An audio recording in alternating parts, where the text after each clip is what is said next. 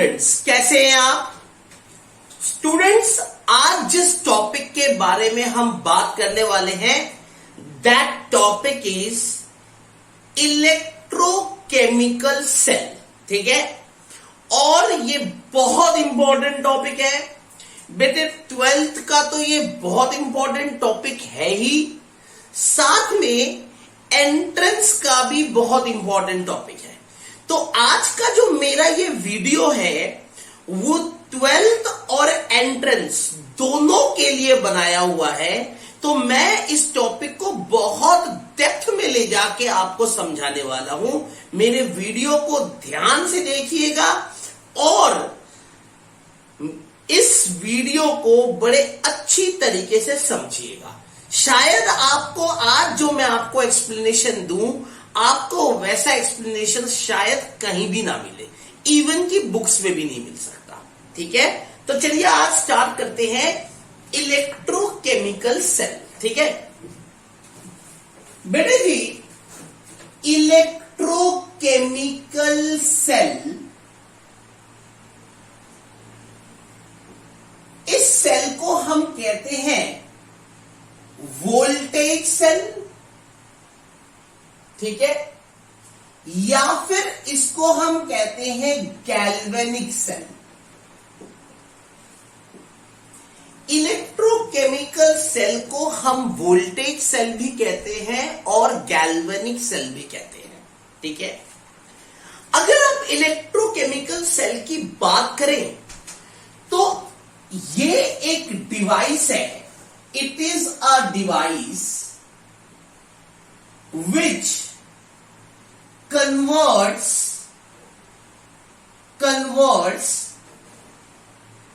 chemical energy into electrical energy। ये एक device है जो केमिकल एनर्जी को इलेक्ट्रिकल एनर्जी में कन्वर्ट करता है। इलेक्ट्रोकेमिकल सेल एक डिवाइस है जो केमिकल एनर्जी को इलेक्ट्रिकल एनर्जी में कन्वर्ट करता है। ठीक है बेटे, अगर आपको इलेक्ट्रोलाइसिस याद होगा, अगर आपने जब मैंने इलेक्ट्रोलाइसिस वाला टॉपिक पढ़ाया था तो आपको अगर याद होगा तो हम इलेक्ट्रोलाइसिस में क्या कहते थे? Electrical energy converted to chemical energy, है ना। हम कहते थे इलेक्ट्रिकल एनर्जी केमिकल एनर्जी में चेंज हो रहा है इलेक्ट्रोलाइसिस में। ठीक है, और उसके अंदर हम ये कहते थे कि जो कैथोड है वो आपका नेगेटिव है और जो एनोड वो आपका पॉजिटिव है। हमने पढ़ा था, अगर आपको याद हो तो हमने पढ़ा था कि इलेक्ट्रोलाइसिस में कैथोड नेगेटिव है, एनोड पॉजिटिव है। ये हमने पढ़ा था और हम क्या कर रहे थे उसके अंदर? इलेक्ट्रिकल एनर्जी को केमिकल एनर्जी में कन्वर्ट करते थे, है ना। लेकिन आज जब हम इलेक्ट्रोकेमिकल सेल की बात करते हैं तब हम कहते हैं chemical energy to electrical energy. मतलब केमिकल एनर्जी से हम इलेक्ट्रिकल एनर्जी पैदा कर रहे हैं, है ना। तो बिल्कुल उल्टा, इलेक्ट्रोलाइसिस का बिल्कुल उल्टा, है ना। ये प्रोसेस क्या है? इलेक्ट्रोलाइसिस का बिल्कुल उल्टा। तो इसके अंदर जो कैथोड होगा वो आपका पॉजिटिव होगा और जो एनोड होगा वो आपका नेगेटिव होगा। इसके अंदर कैथोड आपका पॉजिटिव, एनोड आपका नेगेटिव, जबकि इलेक्ट्रोलाइसिस में कैथोड आपका नेगेटिव, एनोड आपका पॉजिटिव। ठीक है, ये हमने पहली बात समझ ली। दूसरी बात, एक और बात आपको मैं यहां पे बहुत इंपॉर्टेंट बताना चाहता हूं कि बेटे इलेक्ट्रोकेमिकल सेल एक स्पॉन्टेनियस प्रोसेस है। इलेक्ट्रोकेमिकल सेल को कुछ इस तरीके से डिजाइन किया गया कि ये एक स्पॉन्टेनियस प्रोसेस हो। समझ आई बात? मतलब केमिकल एनर्जी खुद ब खुद इलेक्ट्रिकल एनर्जी में कन्वर्ट हो जाए। ठीक है, इसे कुछ इस तरीके से डिजाइन किया गया है कि ये एक स्पॉन्टेनियस प्रोसेस हो और खुद ब खुद हमें केमिकल एनर्जी से इलेक्ट्रिकल एनर्जी मिल जाए।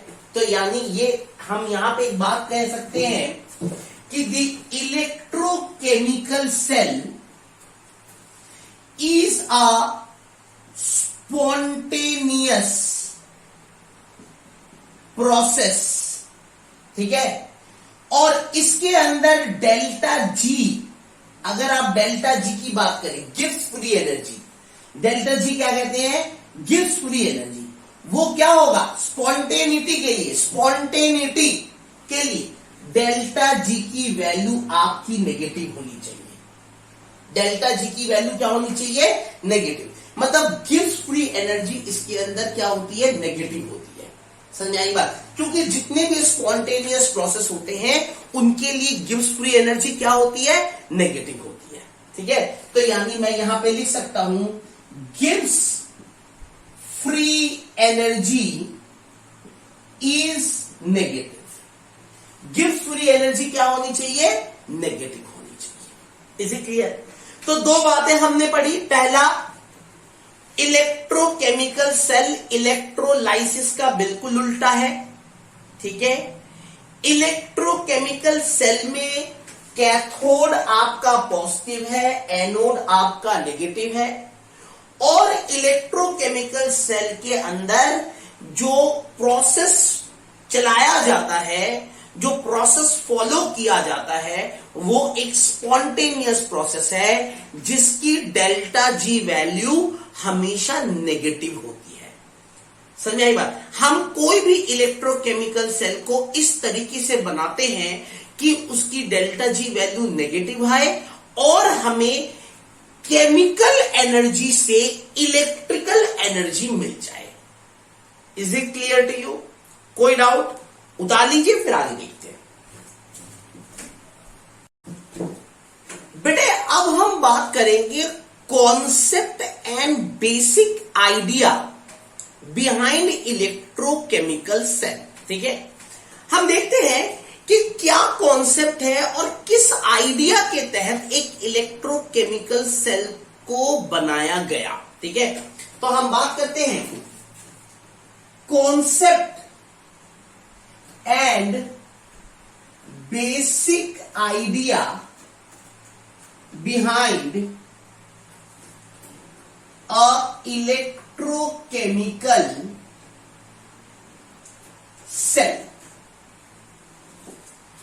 बेटे इसके लिए क्या किया गया? एक कंटेनर लिया गया, एक कंटेनर लिया गया।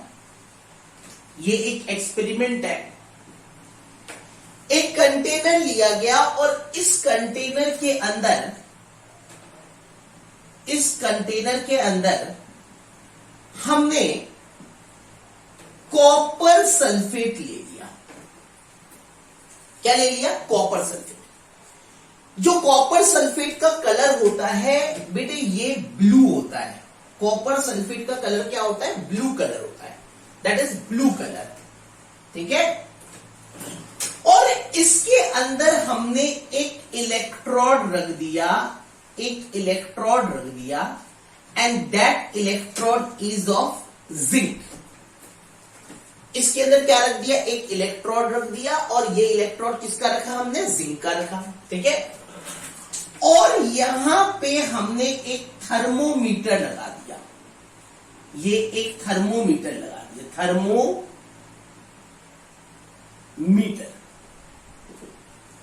ठीक है, ये एक थर्मोमीटर लगा दिया। ठीक है, अब हुआ क्या? जब हमने इस जिंक इलेक्ट्रोड को इस कॉपर सल्फेट के अंदर डिप किया तो थोड़ी देर बाद क्या हुआ, ये जिंक इलेक्ट्रोड धीरे धीरे धीरे धीरे कम होने लगा। धीरे धीरे धीरे धीरे ऐसा लगने लगा कि ये जिंक इलेक्ट्रोड को कोई खा रहा है। ऐसा लगने लगा कि ये जिंक इलेक्ट्रोड को कोई खा रहा है और ये जिंक इलेक्ट्रोड धीरे धीरे कम होने लगा और नीचे की तरफ एक रेड कलर का सब्सटेंस, रेड कलर का सब्सटेंस नीचे नजर आने लगा। रेड कलर का सब्सटेंस, ये नीचे रेड कलर का सब्सटेंस नजर आने लगा और ये भी देखा गया कि ये जो कॉपर सल्फेट का ब्लू कलर है, ये धीरे धीरे धीरे करके इसका कलर फेड होता जा रहा है। ब्लू कलर जो है पहले डार्क ब्लू था, थोड़ा सा डार्क ब्लू था, वो डार्क ब्लू जो है वो धीरे धीरे करके स्लाइटली फेड होता जा रहा है और स्काई ब्लू और उसके बाद थोड़ा और कम ब्लू, इस तरीके से फेड होता जा रहा है। ठीक है, ये भी ऑब्जर्व किया गया। तो हमने क्या क्या ऑब्जर्वेशन किया, हमने ऑब्जर्वेशन देख लिया। हमारी ऑब्जर्वेशन क्या थी? ऑब्जर्वेशन ऑफ एक्सपेरिमेंट क्या थी? पहला, जिंक इलेक्ट्रोड जो जिंक इलेक्ट्रोड है, इट इज ईटन अवे। ठीक है। Second, copper sulphate blue colour fades. ठीक है। Third, red colour PPT observed at the bottom। ठीक है। फोर्थ, चौथा और सबसे इंपॉर्टेंट बात कि जब हमने थर्मोमीटर का टेम्परेचर देखा तो टेम्परेचर ऑफ थर्मोमीटर राइजेस। तो यानी टेम्परेचर ऑफ थर्मोमीटर राइजेस। ठीक है। अब सवाल ये उठा कि ऐसा क्यों हुआ? ये जो प्रोसेस है, ये जो एक्सपेरिमेंट है, इसके अंदर ऐसा क्यों हुआ? ठीक है। ये जो ऑब्जर्वेशन हमें देखने को मिली, ये ऑब्जर्वेशन हमें क्या बताना चाह रहा है? ठीक है।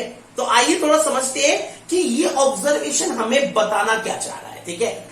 ये गहरा राज है। ठीक है। Suspense, thriller. ठीक है।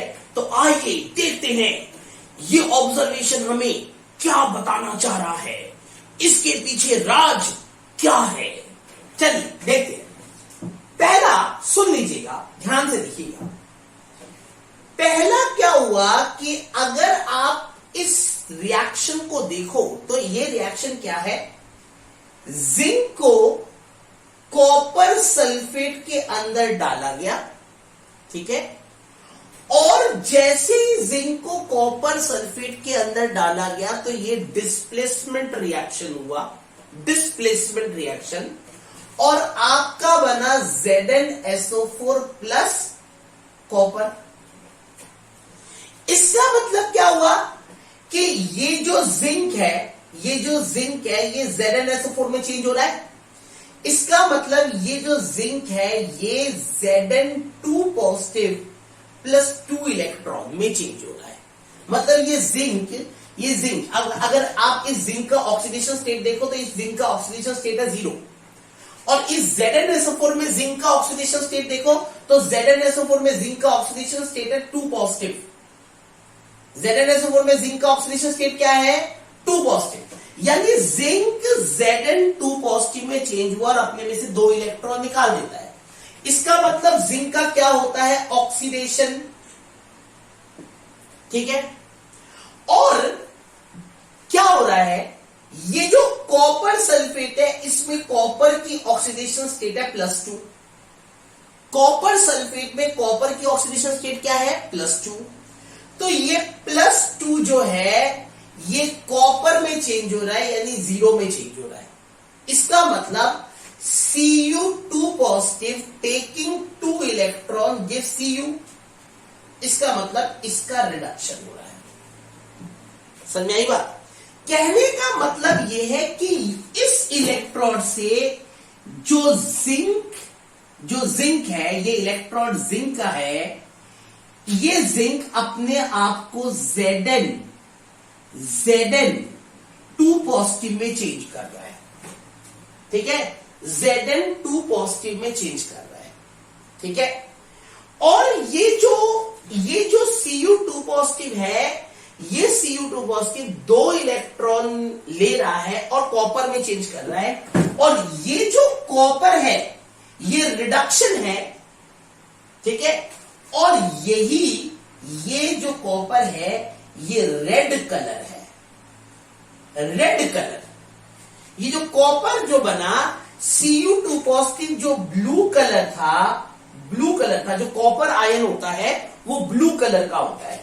ये जो CuSO4 जो ब्लू कलर है ये कॉपर आयन की वजह से है।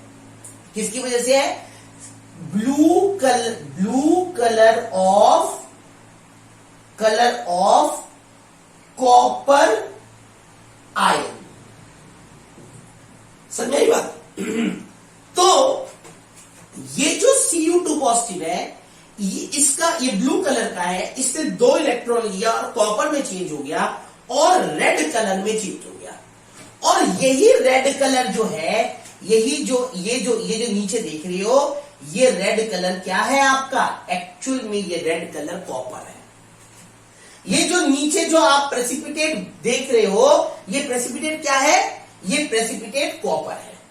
इसका मतलब Zn ने CuSO4 के साथ रिएक्ट किया और रिएक्ट करके ZnSO4 बना दिया। मतलब ये जो सोल्यूशन है ये ZnSO4 में चेंज होने लग गया। ये CuSO4 से ZnSO4 में चेंज होने लग गया। ठीक है, और जो कॉपर है, इस CuSO4 का जो कॉपर है, ये जो CuSO4 जो पहले था जिसके अंदर कॉपर था, वो कॉपर धीरे धीरे नीचे बैठ गया और ये कॉपर, प्योर कॉपर हमें नीचे मिल गया। समझ आई बात? This is a redox reaction. ये क्या है? ये ऑक्सीडेशन हो रहा है, ये रिडक्शन हो रहा है ना? तो ये क्या है? ये 2 आपस में मिलके ये क्या है? ये पूरा जो है आप देख रहे हो, ये पूरा आपका एक रेडॉक्स रिएक्शन है। क्या है? Redox reaction. ठीक है, और इसे हम डायरेक्ट रेडॉक्स रिएक्शन कहते हैं। डायरेक्ट रेडॉक्स रिएक्शन, इसे हम क्या कहते हैं? Direct redox reaction. क्योंकि because the redox reaction takes place only in one vessel। क्योंकि जो रेडॉक्स रिएक्शन है वो एक ही वेसल के अंदर हो रहा है, इसलिए हम इसे क्या कहते हैं? Direct redox reaction. ठीक है, और आप इस बात को जानते हैं जब भी कोई रेडॉक्स रिएक्शन होगा, अभी थोड़ी देर पहले मैंने आपको बताया था, जब भी कोई रेडॉक्स रिएक्शन होगा तो आपको यह बात भी पता है कि जब भी कोई रेडॉक्स रिएक्शन होगा तो डेल्टा जी क्या होगा? आपका नेगेटिव होगा। स्पॉन्टेनियस, ये जब भी कोई इलेक्ट्रोकेमिकल सेल बनाया जाता है वो स्पॉन्टेनियस होता है। स्पॉन्टेनियस क्यों बोला गया? डेल्टा जी नेगेटिव क्यों बोला गया? क्योंकि ये देखा गया कि जैसे जैसे आप इस रिएक्शन को चला रहे हो, जैसे ही आप इस रिएक्शन को अकर होने दे रहे हो, तो इस थर्मोमीटर का टेम्परेचर राइज हो रहा है। इस थर्मोमीटर का टेम्परेचर राइज हो रहा है। इसका मतलब heat is releasing. Due to releasing of heat, temperature of thermometer rises. Due to releasing of heat, temperature of thermometer rises. Temperature of thermometer क्या हो गया? बढ़ गया। इसका मतलब केमिकल एनर्जी से हुआ क्या? अगर सीधे शब्दों में बोला जाए तो केमिकल एनर्जी से हमने हीट एनर्जी में चेंज किया। केमिकल एनर्जी को हमने हीट एनर्जी में चेंज किया, हीट के फॉर्म में चेंज किया। समझ आई बात? जो हीट हमारे किसी काम नहीं आई, हम उस हीट को यूज नहीं कर पाए। ठीक है नहीं, सिर्फ हमने देखा कि केमिकल एनर्जी जो है, इसका मतलब क्या हुआ, मैं यहां पे लिख देता हूं। जगह की थोड़ी कमी है क्योंकि एक ही बोर्ड में मुझे इस पूरे कॉन्सेप्ट को समझाना था, रब करके मजा नहीं आता, तो इसलिए मैं यहां पे लिख देता हूं। इस पूरे प्रोसेस में क्या हुआ, the chemical energy converted into heat energy. Chemical energy क्या हुआ, हीट एनर्जी में कन्वर्ट हुआ। समझ में आई बात? केमिकल एनर्जी हीट एनर्जी में कन्वर्ट हुआ और उस हीट को हम यूटिलाइज नहीं कर पाए, उस हीट को हम किसी काम में नहीं ला पाए।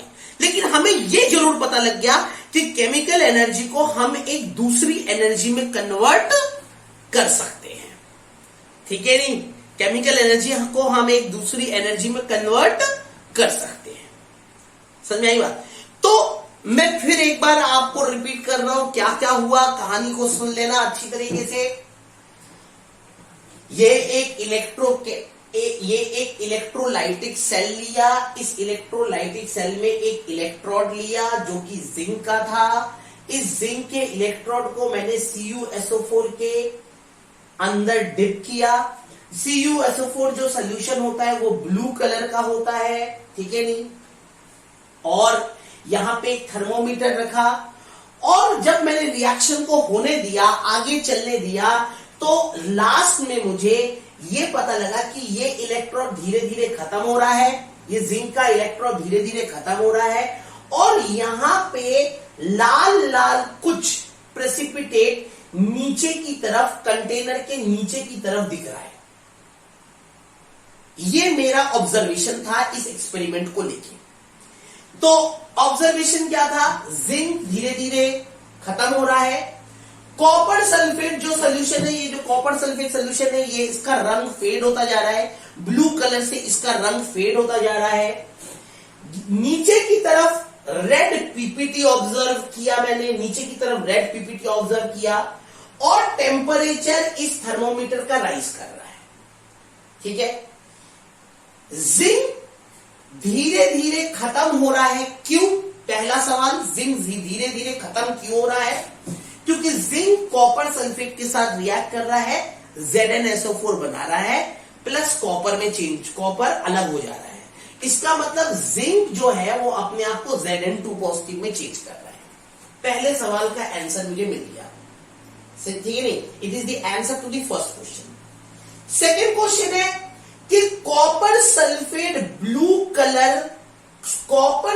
जो ब्लू कलर का है वो फेड क्यों हो रहा है? कॉपर सल्फेट जो ब्लू कलर का है वो फेड इसलिए हो रहा है क्योंकि कॉपर सल्फेट का Cu2 पॉजिटिव 2 इलेक्ट्रॉन ले रहा है और कॉपर में चेंज हो रहा है। इसका मतलब जो ब्लू कलर है वो किस में चेंज हो रहा है? रेड कलर में चेंज हो रहा है। तो नीचे की तरफ हमें रेड कलर का पीपीटी दिख रहा है, और जो कॉपर सल्फेट का Cu2 पॉजिटिव है वो Cu2 पॉजिटिव कॉपर में चेंज हो जाता है, ठीक है नहीं, चेंज हो जाता है, ठीक है। और जो जिंक है वो किस में चेंज हो रहा है, ZnSO4 में चेंज हो रहा है। तो दो कारणों की वजह से कॉपर सल्फेट का ब्लू कलर फेड हो रहा है। पहला, कॉपर सल्फेट का Cu2 पॉजिटिव कॉपर में चेंज हो रहा है, 2 इलेक्ट्रॉन ले रहा है और कॉपर में चेंज हो रहा है, तो यानी रेड कलर में चेंज हो रहा है। दूसरा, जो जिंक है वो CuSO4 के साथ रिएक्ट करके खुद ZnSO4 बना दे रहा है। मतलब ये जो सोल्यूशन लास्ट में बचेगा, ये जो सोल्यूशन लास्ट में बचेगा, जो सोल्यूशन पहले कॉपर सल्फेट था, CuSO4 था, वो कॉपर सल्फेट अब ZnSO4 में चेंज हो गया है, ठीक है। ये आंसर हो गया दूसरे और तीसरे का, ठीक है, एक साथ दे दिया। चौथा, temperature of thermometer rises. Thermometer का टेम्परेचर राइज कर रहा है, क्यों? टेम्परेचर ऑफ थर्मोमीटर इसलिए राइज कर रहा है क्योंकि during this reaction more and more heat is released. इस रिएक्शन के तहत कुछ हीट रिलीज हुई है क्योंकि ये एक स्पॉन्टेनियस रिएक्शन है। This is a spontaneous reaction, और स्पॉन्टेनियस रिएक्शन के अंदर हीट हमेशा रिलीज होती है, हीट हमेशा रिलीज होती है। कोई भी बंदा जब स्पॉन्टेनियस रिएक्शन करता है, खुद ब खुद रिएक्शन करता है, तो वो वर्क डन करता है, और जब वो वर्क डन करेगा तो उसके अंदर से एनर्जी रिलीज होगी, और वो एनर्जी किस फॉर्म में रिलीज होगी? हीट के फॉर्म में रिलीज होगी। समझ में आई बात? फिर मैं रिपीट कर रहा हूं, कोई भी बंदा जब वर्क डन करेगा खुद ब खुद, मतलब स्पॉन्टेनियसली, तो ऐसे केस में वो बंदा अपने में से एनर्जी रिलीज करेगा, क्योंकि काम करना है तो एनर्जी रिलीज होगी। और जब एनर्जी रिलीज होगी तो वो एनर्जी किस फॉर्म में रिलीज होगी? हीट के फॉर्म में रिलीज होगी। यही कारण है कि टेम्परेचर ऑफ थर्मोमीटर राइजेस। समझ में आई बात? तो ये जो प्रोसेस है, इस प्रोसेस के तहत हमें क्या समझ में आया? इस प्रोसेस के तहत हमें यह समझ में आया कि we can convert the chemical energy into heat energy. Chemical energy into heat energy, मतलब केमिकल एनर्जी से हम एक दूसरी एनर्जी बना सकते हैं, लेकिन इस हीट एनर्जी को हम यूटिलाइज नहीं कर पाए। और यहीं से एक नया कॉन्सेप्ट डेवलप हुआ कि किसी तरह हम इस हीट एनर्जी को यूटिलाइज करें, किसी तरह हम ऐसा कुछ करें कि इस हीट एनर्जी को हम यूटिलाइज कर पाए। और इस कॉन्सेप्ट के तहत इलेक्ट्रोकेमिकल सेल का जन्म हुआ। किसका जन्म हुआ? इलेक्ट्रोकेमिकल सेल का। ठीक है, इसको उतारिए, फिर मैं आगे थोड़ा एक और एक्सपेरिमेंट देके आपको समझाता हूं।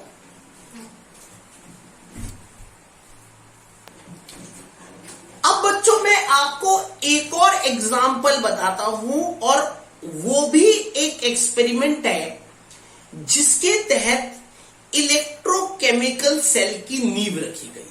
ठीक है, तो आइए देखते हैं, एक और एग्जाम्पल देखते हैं जिसके तहत इलेक्ट्रोकेमिकल सेल की नींव रखी गई।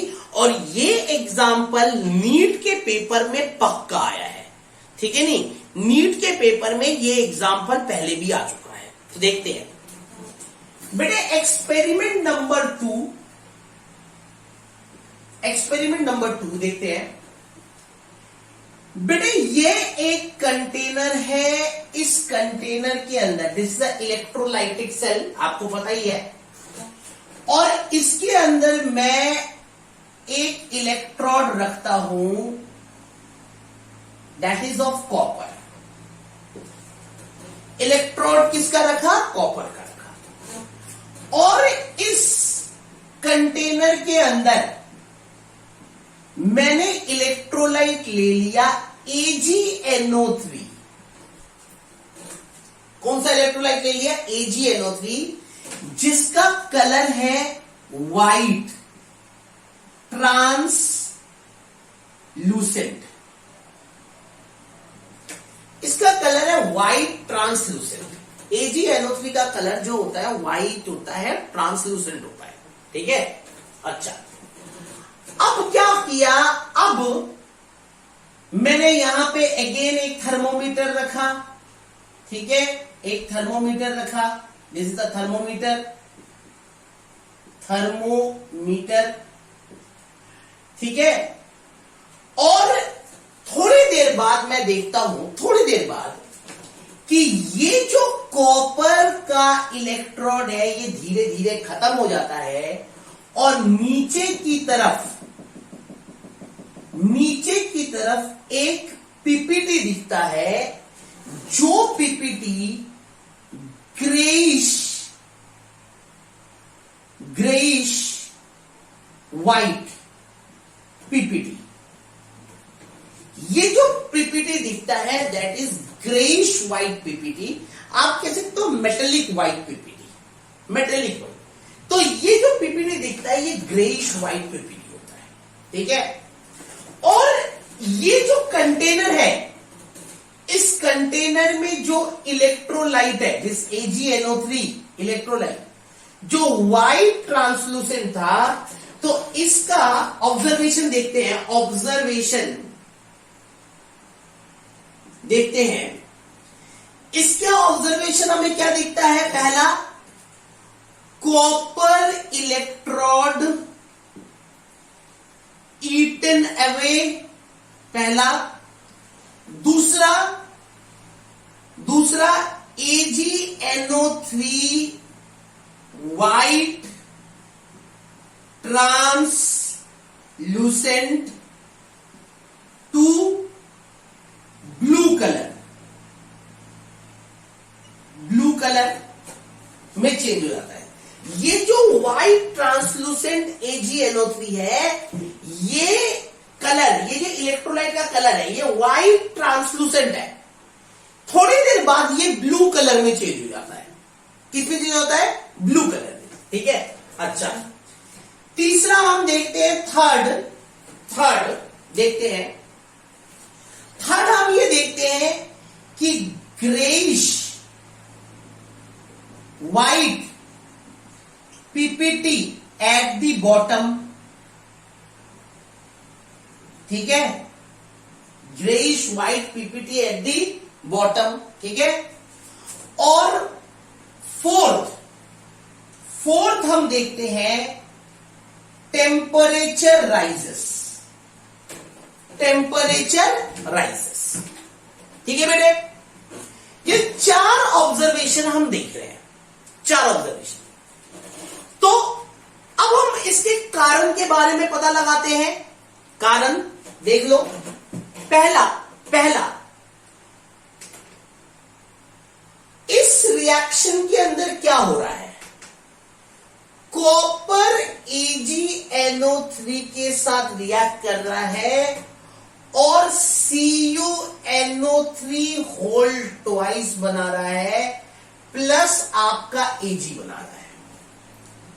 ये रिएक्शन है, कॉपर AgNO3 के साथ रिएक्ट कर रहा है और CuNO3 होल ट्वाइस बना रहा है और Ag बना रहा है। याद रखना, ये जो कॉपर है ये AgNO3 के साथ रिएक्ट कर रहा है और इस AgNO3 का जो कलर था वो था व्हाइट ट्रांसलूसेंट कलर, और जब इसने CuNO3 होल ट्वाइस बनाया, इसका जो कलर है दैट इज ब्लूइश कलर। ये जो कलर है ये ब्लूइश है, इसका मतलब जो कलर चेंज हो रहा है व्हाइट ट्रांसलूसेंट टू ब्लू, वो क्यों हो रहा है, क्योंकि कॉपर AgNO3 के साथ रिएक्ट करके CuNO3 होल ट्वाइस बना रहा है, और इस रिएक्शन को हम बैलेंस कर देते हैं 2AgNO3 और 2Ag।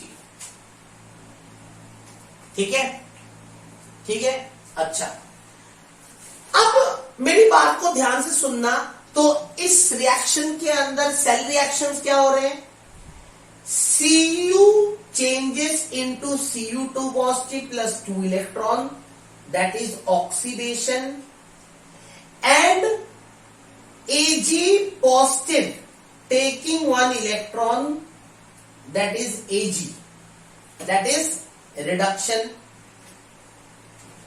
ठीक है भाई, आपको समझ में आया मैंने ऐसा क्यों लिखा? ये Cu का चार्ज है 0, इस Cu का चार्ज है 2 पॉजिटिव, इस Ag का चार्ज है +1, इस Ag का चार्ज है 0, इसलिए ऐसा लिखा है। ठीक है, तो ये 2 इलेक्ट्रॉन दे रहा है, ये 2 इलेक्ट्रॉन दे रहा है, ये 1 इलेक्ट्रॉन ले रहा है। ये 2 इलेक्ट्रॉन दे रहा है, ये 1 इलेक्ट्रॉन ले रहा है। ठीक है, तो भैया इलेक्ट्रॉन तो रेडॉक्स का मतलब होता है इलेक्ट्रॉन्स बैलेंस भी होना चाहिए। ठीक है, जब 2 इलेक्ट्रॉन कोई देता है तो दूसरे को भी 2 इलेक्ट्रॉन लेना है। समझाई बात? ऐसा नहीं कि मैंने 2 इलेक्ट्रॉन दिया और दूसरे ने सिर्फ 1 इलेक्ट्रॉन लिया और दूसरे इलेक्ट्रॉन को बोला भाई मैं नहीं, मुझे नहीं चाहिए, तू बाहर में जा। ऐसा नहीं हो सकता। अगर मैं 2 इलेक्ट्रॉन दे रहा हूं तो दूसरा भी 2 इलेक्ट्रॉन लेगा। यही रेडॉक्स रिएक्शन की परंपरा है। समझाई बात? परंपरा, समझाई बात? तो यही रेडॉक्स रिएक्शन की परंपरा है। तो यानी अब क्या हुआ, इसने 2 इलेक्ट्रॉन दिए तो दूसरे को भी 2 इलेक्ट्रॉन लेना है। तो मैंने क्या किया, इसको 2 इलेक्ट्रॉन दे दिया और इसको बैलेंस कर दिया। ये 2 इलेक्ट्रॉन इसने ले लिए और इसको भी 2Ag पॉजिटिव कर दिया और इसको 2Ag कर दिया। बैलेंस, ये 2 इलेक्ट्रॉन दे रहा है, ये 2 इलेक्ट्रॉन ले रहा है। तो ओवरऑल रिएक्शन क्या आ गया, Cu plus 2Ag positive gives Cu2 positive plus 2Ag। यही रिएक्शन हुआ, यही रिएक्शन हुआ। Cu plus 2Ag positive, 2 electron से 2 इलेक्ट्रॉन कैंसिल हो गए। Cu plus 2Ag positive gives Cu2 positive plus 2Ag। हुआ, हुआ ना? ठीक है, अब ध्यान रखना कि ये जो ध्यान रखना, एक बात नोट करके, ये जो Ag पॉजिटिव है ये इलेक्ट्रॉन ले रहा है और Ag बना रहा है। ये जो Ag पॉजिटिव है ये इलेक्ट्रॉन ले रहा है और Ag बना रहा है। ठीक है, ये Ag जो है इसका कलर है ग्रेइश व्हाइट और यही पीपीटी बनाता है, यही वो प्रेसिपिटेट बनाता है। तो जो आप ये प्रेसिपिटेट देख रहे हो ये एक्चुअल में क्या है, ये एक्चुअल में Ag है। जो प्रेसिपिटेट आप देख रहे हो ये Ag है।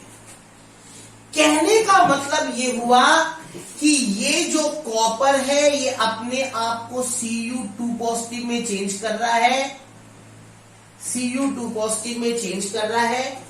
ये Cu2 पॉजिटिव, ये जो Cu2 पॉजिटिव है ये इस NO3 के साथ, AgNO3 के NO3 के साथ रिएक्ट कर रहा है और CuNO3 होल ट्वाइस बना रहा है। जब CuNO3 होल ट्वाइस बना रहा है तो उसका कलर कौन सा हो रहा है, ब्लूइश कलर हो जा रहा है, ब्लूइश कलर। और जब Cu ने Ag को रिप्लेस किया तो Ag निकल जाता है और प्योर Ag यहां पे नीचे की तरफ डिपोजिट हो जाता है, नीचे की तरफ बैठ जाता है।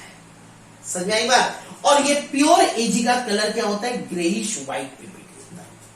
ठीक है, और टेम्परेचर जो राइज कर रहा है वो किसकी वजह से कर रहा है, बिकॉज डेल्टा G जो है वो इसके अंदर नेगेटिव है। This is a spontaneous reaction, खुद ब खुद हो रहा है।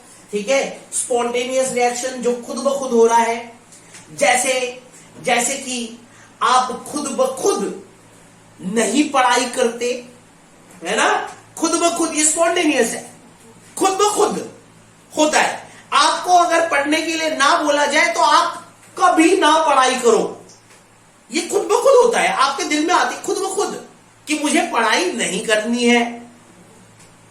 समझ में आई बात, मुझे पढ़ाई नहीं करनी है।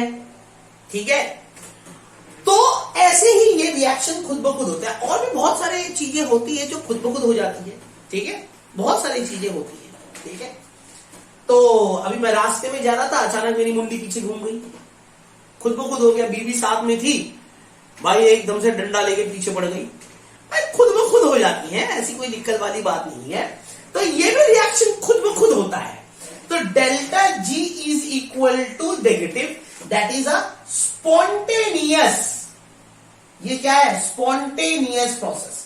और जब भी स्पॉन्टेनियस होगा, प्रोसेस होगा, डेल्टा जी नेगेटिव होगा, तो यानी energy released in the form of heat released and temperature rises. Temperature rises. Is it clear to you? ये बात क्लियर है। तो हमें क्या पता लगी, कॉपर इलेक्ट्रोड ईटन है, ठीक है।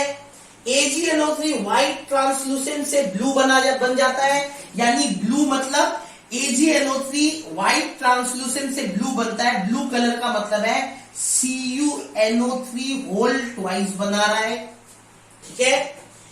Greyish white PPT at the bottom, ये ग्रेइश व्हाइट पीपीटी क्या है, Ag precipitate and settled in the bottom, Ag precipitate and settled in the bottom.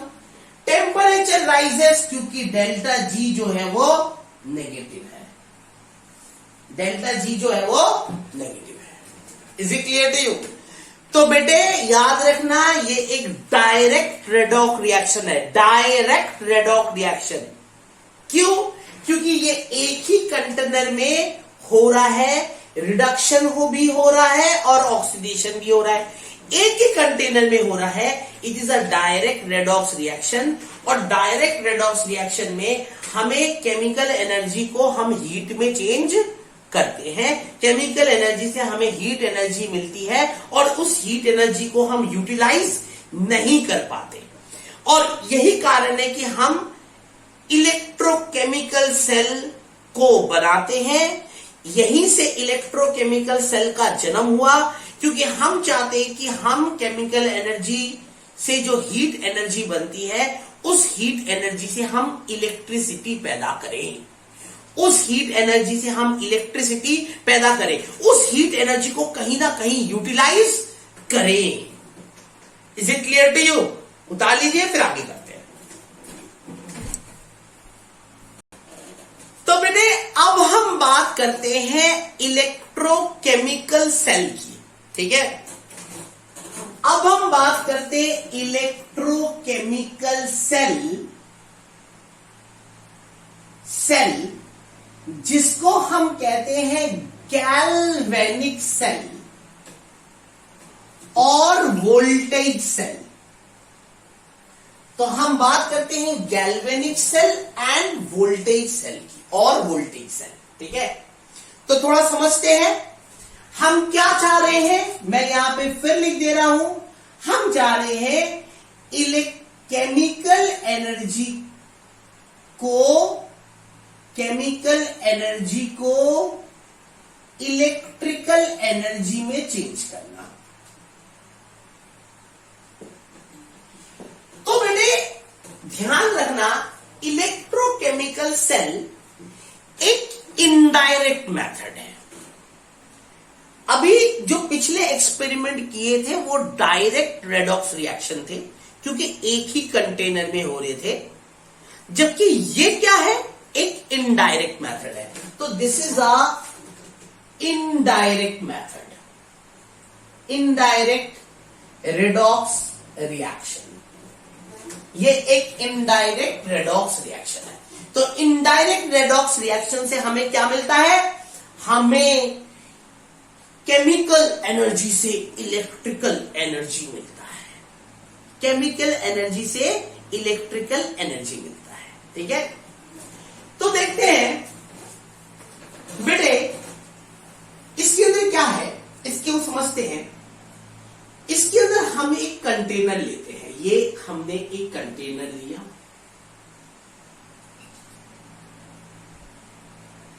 ये हमने एक कंटेनर लिया और ये हमने एक कंटेनर लिया, ये दो कंटेनर लिए, ठीक है नहीं। ये एक इलेक्ट्रोलाइटिक सेल है, ये एक इलेक्ट्रोलाइटिक सेल है, ठीक है। इस कंटेनर के अंदर हमने जो इलेक्ट्रोलाइट लिया, वो इलेक्ट्रोलाइट लिया हमने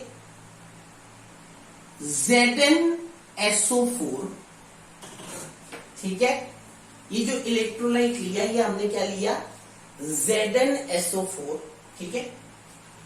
और ये जो इलेक्ट्रोड लिया हमने, ये इलेक्ट्रोड हमने लिया जिंक का, जिंक इलेक्ट्रोड लिया, ठीक है। तो इलेक्ट्रोकेमिकल सेल के अंदर जो इलेक्ट्रोलाइट हम लेते हैं, उसी इलेक्ट्रोलाइट का जो मेटल है, उसी मेटल का इलेक्ट्रोड लेते हैं। तो मैं फिर रिपीट कर रहा हूं, इलेक्ट्रोकेमिकल सेल के अंदर जो इलेक्ट्रोलाइट हम लेते हैं, उसी इलेक्ट्रोलाइट में जो मेटल है, उसी मेटल का इलेक्ट्रोड लेते हैं, ठीक है। वैसे हम कोई भी इलेक्ट्रोलाइट ले सकते हैं, यहां पे कोई भी मेटल ले सकते हैं, लेकिन रिएक्शंस बहुत सारे हो जाएंगे, बहुत कॉम्प्लिकेटेड हो जाएगा इलेक्ट्रोकेमिकल सेल। तो टू मेक इट सिंपलियर, हम क्या करते हैं, जो इलेक्ट्रोलाइट हम ले रहे हैं, उसी इलेक्ट्रोलाइट के मेटल का इलेक्ट्रोड लेते हैं, ठीक है। तो ZnSO4 हमने लिया और इलेक्ट्रोड ले लिया जिंक का। ऐसे ही इसके अंदर हमने क्या किया, हमने इसके अंदर CuSO4 लिया और इलेक्ट्रोड ले लिया Cu का, इलेक्ट्रोड ले लिया Cu का, Cu इलेक्ट्रोड ले लिया, ठीक है। और इस तार को हमने एक बल्ब के साथ कनेक्ट कर दिया, इस तार को हमने एक बल्ब के साथ कनेक्ट कर दिया।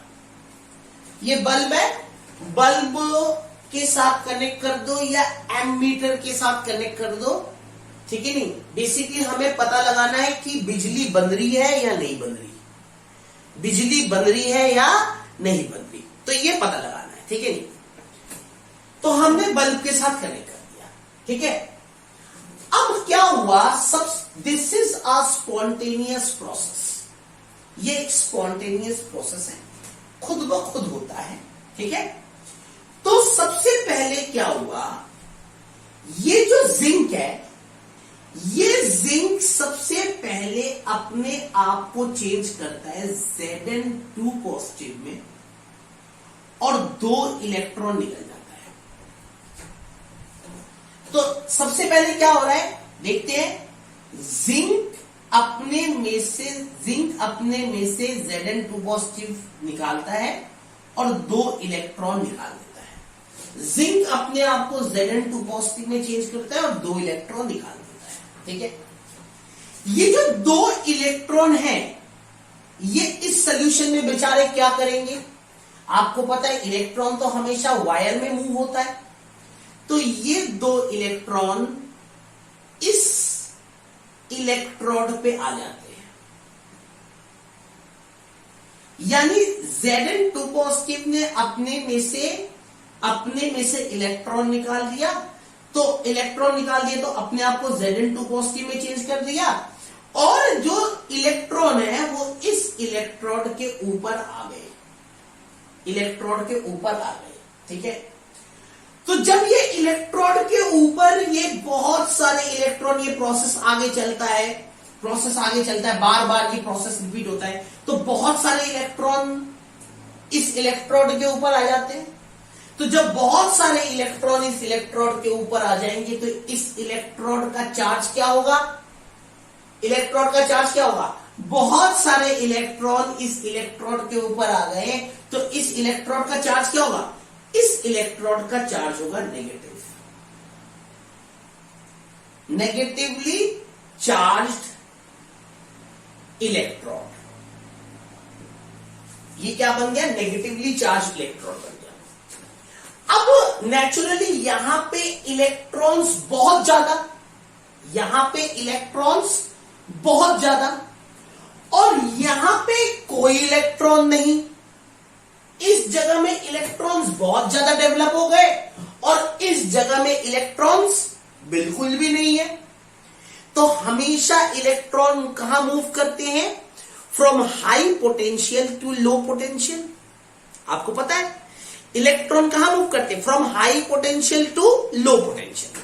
तो यानी ये जो इलेक्ट्रॉन है ये इस तार के थ्रू, ये इलेक्ट्रॉन यहां बहने लग जाएगा, इस तार के थ्रू बहने लग जाएगा।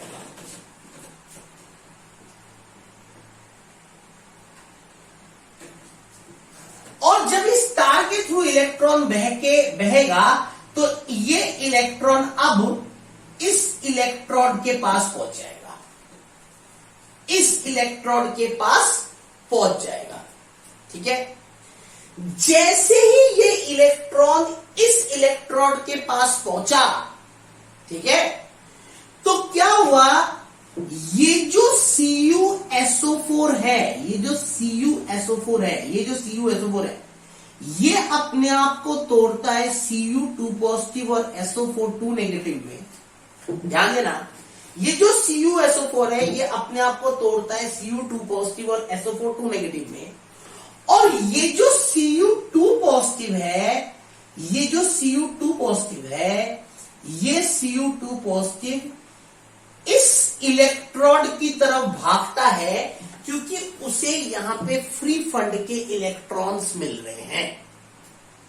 समझाई बात, ये जो Cu2 पॉजिटिव है वो इस इलेक्ट्रॉन्स की तरफ भागता है क्योंकि इसे यहां पे फ्री फंड के इलेक्ट्रॉन मिल रहे हैं। अब इसको भी लगता है कि मेरी शादी हो जाएगी, तो ये क्या करता है, इसको, ये पॉजिटिव चार्ज है, इसको फ्री फंड का नेगेटिव मिल रहा है, तो ये जो है ये Cu2 पॉजिटिव इस इलेक्ट्रोड की तरफ भागता है क्योंकि इसे ये फ्री इलेक्ट्रॉन मिल जाएगा। ठीक है नहीं, तो ये इस इलेक्ट्रोड की तरफ भागता है। तो यानी क्या होता है, ये जो Cu2 पॉजिटिव है ये 2 इलेक्ट्रॉन को लेता है और अपने आप को कॉपर में चेंज कर देता है, अपने आप को कॉपर में चेंज कर देता है। तो यानी ये इलेक्ट्रोड, ये इलेक्ट्रोड, ये अपने आप को, ये Cu2 पॉजिटिव अपने आप को कॉपर में चेंज कर देता है। ठीक है, तो Cu2 पॉजिटिव 2 इलेक्ट्रॉन लेता है और अपने आप को कॉपर में चेंज कर देता है। ठीक है, तो जब ये अपने आप को कॉपर में चेंज कर दे रहा है तो इस कॉपर को देखो, इस कॉपर के ऊपर क्या चार्ज है, इस कॉपर के ऊपर क्या चार्ज है, क्या चार्ज है, ये कॉपर के ऊपर जो चार्ज है दैट इज 0। इस कॉपर के ऊपर चार्ज क्या है, 0। यानी this electrode is quite neutral. ये जो इलेक्ट्रोड है ये क्वाइट न्यूट्रल है, ये इलेक्ट्रोड क्वाइट न्यूट्रल है। ठीक है, तो जब ये इलेक्ट्रोड क्वाइट न्यूट्रल है तो ये इलेक्ट्रोड नेगेटिव है और ये इलेक्ट्रोड क्वाइट न्यूट्रल है। क्वाइट न्यूट्रल, मैं वर्ड यूज कर रहा हूं, क्वाइट न्यूट्रल।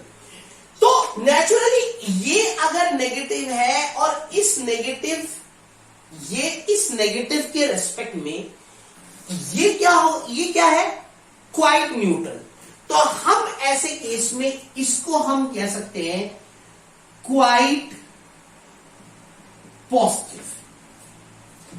समझाई बात, इसके रेस्पेक्ट में ये नेगेटिव, ये पूरा इलेक्ट्रॉन नेगेटिव है, इसके रेस्पेक्ट में ये क्वाइट क्या है, ये तो न्यूट्रल है, ये इलेक्ट्रॉन तो न्यूट्रल है, तो इसके रेस्पेक्ट में ये क्या हो गया, क्वाइट पॉजिटिव हो गया।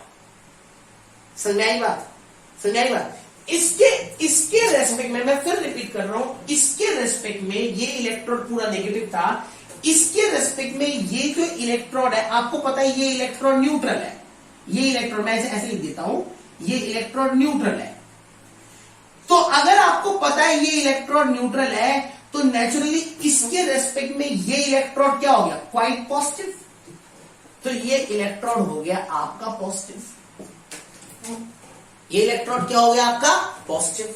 ठीक है, अब अगर ये पॉजिटिव है तो नेचुरली आपको अभी थोड़ी देर पहले बताया था कि ये प्रोसेस इलेक्ट्रोकेमिकल सेल है और इसके अंदर जो पॉजिटिव होगा वो होगा कैथोड और जो नेगेटिव होगा वो होगा एनोड, है ना। पॉजिटिव इसके अंदर कैथोड होगा और नेगेटिव इसके अंदर एनोड होगा। तो यानी ये जो पॉजिटिव है ये हो गया कैथोड और ये जो नेगेटिव है ये क्या हो गया आपका एनोड हो गया। तो जैसे ही ये इलेक्ट्रॉन ऐसे इधर की तरफ मूव करेंगे तो नेचुरली अगर इलेक्ट्रॉन इस तरफ मूव कर रहे हैं, देखो इस तरफ इलेक्ट्रॉन इस तरफ मूव कर रहे हैं, तो करंट हमेशा क्या होगा, इलेक्ट्रॉन के ऑपोजिट डायरेक्शन में मूव होगा। करंट हमेशा इलेक्ट्रॉन के ऑपोजिट डायरेक्शन में मूव होगा। तो इस डायरेक्शन में करंट मूव होगा, समझ आई बात। इस डायरेक्शन में इलेक्ट्रॉन जा रहा है तो इस डायरेक्शन में करंट जा रहा है, और जैसे करंट इस तरफ जा रहा है बल्ब जलने लग गया, ये बल्ब ग्लो करने लग गया, है ना, ग्लो करने लग गया और इलेक्ट्रिसिटी पैदा हो गई, इलेक्ट्रिसिटी पैदा हो गई। समझ आई बात। अब मेरी बात को ध्यान से सुनना। अब यहां पे एक प्रॉब्लम है, मेरी बात को ध्यान से सुनना। इलेक्ट्रिसिटी तो पैदा हो गई, बल्ब जलने लग गया, लेकिन अब यहां पे एक प्रॉब्लम, जैसे ही बल्ब ये जलने लग गया एक प्रॉब्लम क्रिएट होने लग गई। क्या प्रॉब्लम है सुनना बेटे। जैसे ही ये बल्ब जलने लग गया, करंट फ्लो होने लग गया, प्रोसेस स्टार्ट हो गया, एक प्रॉब्लम अराइज होने लग गई। और प्रॉब्लम क्या है कि इस कंटेनर में जब ये Zn2 पॉजिटिव, ये जो जिंक है ये अपने आप को Zn2 पॉजिटिव में चेंज कर रहा था। ये जो जिंक है ये अपने आप को Zn2 पॉजिटिव में चेंज कर रहा था। तो धीरे धीरे क्या हुआ, ये जिंक इलेक्ट्रोड धीरे धीरे धीरे करके ये जिंक इलेक्ट्रोड पतला होने लग गया। ये जिंक इलेक्ट्रोड धीरे धीरे करके पतला होने लग गया। ठीक है, धीरे धीरे करके ये जिंक इलेक्ट्रोड क्या होने लग गया, पतला होने लग गया। और इस कंटेनर के अंदर Zn2 पॉजिटिव आयन की भरमार हो गई, बहुत सारे Zn2 पॉजिटिव आयन हो गए। इस कंटेनर के अंदर Zn2 पॉजिटिव आयन की भरमार हो गई, बहुत सारे Zn2 पॉजिटिव आयन हो गए। तो जैसे ही Zn2 पॉजिटिव आयन इस कंटेनर के अंदर बहुत हो गए तो पॉजिटिव यहां ये जो इलेक्ट्रोलाइट हो गया, ये इलेक्ट्रोलाइट लगभग पॉजिटिव हो गया पूरा। ये जो इलेक्ट्रोलाइट हो गया ये लगभग क्या हो गया, पॉजिटिव हो गया, क्योंकि बहुत सारे Zn2 पॉजिटिव आयन इसके अंदर आ गए। तो ये इलेक्ट्रोलाइट क्या हो गया, लगभग पॉजिटिव हो गया, है ना। तो ये इलेक्ट्रोलाइट लगभग पॉजिटिव हो गया। और आपको पता है पॉजिटिव जो है वो हमेशा नेगेटिव को खींचता है। पॉजिटिव हमेशा क्या करता है, नेगेटिव को खींचता है। तो ये जो पॉजिटिव है, ये जो पॉजिटिव आयंस हैं, ये पकड़ के नेगेटिव को, ये जो इलेक्ट्रॉन्स को पकड़ के खींचने लग गए। ये जो इलेक्ट्रॉन जो फ्री फ्लो कर रहे थे, जो इधर से उधर जा रहे थे, ये जो इलेक्ट्रॉन है ये हायर पोटेंशियल से लोअर पोटेंशियल जा रहे थे, है ना। तो अब ये Zn2 पॉजिटिव क्या करने लग गया, ये इतने सारे पॉजिटिव हो गए कि यहां पे पॉजिटिव चार्ज की डेंसिटी बढ़ गई और इन पॉजिटिव का काम है नेगेटिव को खींचना। ये पॉजिटिव इन इलेक्ट्रॉन्स को पकड़ के अपनी तरफ खींचने लग गए। समझाएगा, ये पॉजिटिव इन इलेक्ट्रॉन्स को पकड़ के अपनी तरफ खींचने लग गए, तो नेचुरली जो फ्लो ऑफ इलेक्ट्रॉन्स है वो धीरे धीरे करके रुकने लग गया। फ्लो ऑफ इलेक्ट्रॉन धीरे धीरे करके रुकने लग गया, क्योंकि जब ये पॉजिटिव वाले इस इलेक्ट्रॉन को पकड़ के खींचेंगे, क्योंकि ये पॉजिटिव है, ये पॉजिटिव नेगेटिव को खींचेगा, तो पॉजिटिव इस इलेक्ट्रॉन को खींचेंगे, तो नेचुरली इस इलेक्ट्रॉन का जो इलेक्ट्रॉन पहले फ्रीली फ्लो हो रहा था, अब वो इलेक्ट्रॉन फ्री फ्लो नहीं कर पाएगा। समझ आई बात? ये इलेक्ट्रॉन फ्री फ्लो नहीं कर पा रहा। और दूसरा यहां पे भी एक प्रॉब्लम क्रिएट हो गई, इस तरफ भी।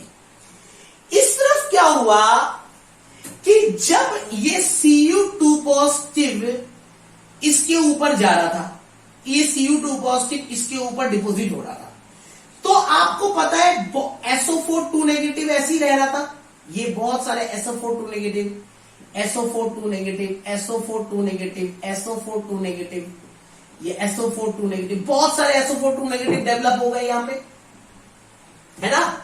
बहुत सारे SO4 2 नेगेटिव यहां पे डेवलप हो गए। अब इस SO4 2 नेगेटिव ने धीरे धीरे करके इस इलेक्ट्रोड को चारों तरफ घेरना स्टार्ट कर दिया। चारों तरफ इस इलेक्ट्रोड को घेरना स्टार्ट कर दिया। अब जब घेरना स्टार्ट कर दिया तो ये जो SO4 2 नेगेटिव, ये जो SO4 2 नेगेटिव है, ये इसने इस इलेक्ट्रॉन को चारों तरफ घेरना स्टार्ट कर दिया, तो एक नेगेटिव चार्ज इस इलेक्ट्रोड के चारों तरफ डेवलप हो गया। नेगेटिव चार्ज डेवलप हो गया। ये जो SO4 2 नेगेटिव ने चारों तरफ से इलेक्ट्रोड को घेरना स्टार्ट कर दिया, तो एक नेगेटिव चार्ज इस इलेक्ट्रोड के ऊपर डेवलप हो गया, पहली बात। दूसरी बात, जब इसने चारों तरफ से इलेक्ट्रोड को घेर दिया, चारों तरफ से इलेक्ट्रोड को घेर दिया, तो भैया अब ये Cu2 पॉजिटिव इस इलेक्ट्रोड की तरफ कैसे जाएगा? ये Cu2 पॉजिटिव अपने महबूबा के पास कैसे जाएगा? तो ये SO4 2 नेगेटिव बीच में विलेन की तरह काम कर रहा है, बीच में विलेन की तरह, मतलब उसने चारों तरफ से इसको घेर लिया है, इस इलेक्ट्रॉन को चारों तरफ से घेर लिया है। और अब ये SO4 2 नेगेटिव कह रहा है Cu2 पॉजिटिव को, अब ये SO4 2 नेगेटिव Cu2 पॉजिटिव को कह रहा है कि भैया हम तो तुम्हें नहीं जाने देंगे भैया। मतलब इस Cu2 पॉजिटिव को अपने महबूबा के पास जाने से रोक रहा है। समझ आई बात? दूसरी बात, एक और बात जो ये है कि जब इस इलेक्ट्रोड के ऊपर नेगेटिव हो गया, तो नेगेटिव और ये इलेक्ट्रॉन भी नेगेटिव था, जो इलेक्ट्रॉन यहां से यहां आ रहा है, ये इलेक्ट्रॉन भी नेगेटिव था। तो ये जो नेगेटिव है और ये जो इलेक्ट्रॉन का नेगेटिव है, ये एक दूसरे को क्या करेंगे? रिपल करेंगे, रिपल करेंगे। ये जो इलेक्ट्रोड के ऊपर नेगेटिव चार्ज डेवलप हो गया और ये जो इलेक्ट्रॉन जो इस तरफ आ रहा है, मूव कर रहा है, ये इलेक्ट्रॉन जो इस तरफ आ रहा है, जो मूव कर रहा है, ये नेगेटिव चार्ज और ये इलेक्ट्रॉन का नेगेटिव चार्ज, ये एक दूसरे को आपस में क्या करेंगे? रिपल करेंगे, है ना? तो नेचुरली ना ये Zn2 पॉजिटिव इलेक्ट्रॉन को वहां जाने दे रहा है, और अगर कुछ इलेक्ट्रॉन वहां पे पहुंच भी रहा है, तो ये जो नेगेटिव चार्ज है, ये उस इलेक्ट्रॉन को रिपल कर रहा है। समझाई बात?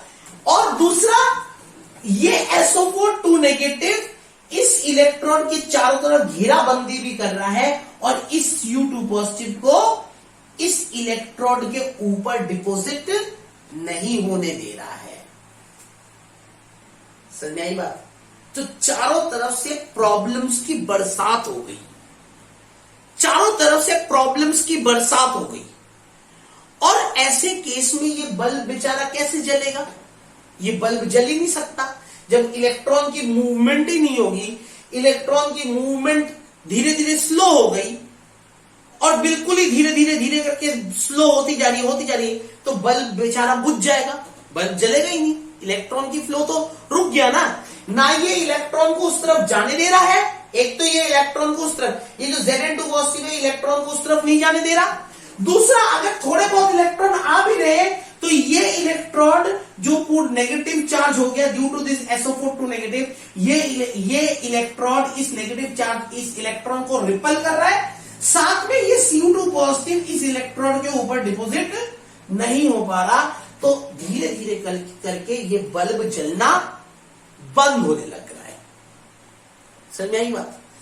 ऐसे केस में हमें जरूरत पड़ी सॉल्ट ब्रिज की। किसकी जरूरत पड़ी? सॉल्ट ब्रिज की। ठीक है नहीं? ऐसे केस में हमें जरूरत पड़ी सॉल्ट ब्रिज की। ठीक है, अब सॉल्ट ब्रिज का काम क्या है? मैंने क्या किया, इस दो कंटेनर के बीच में एक यू ट्यूब,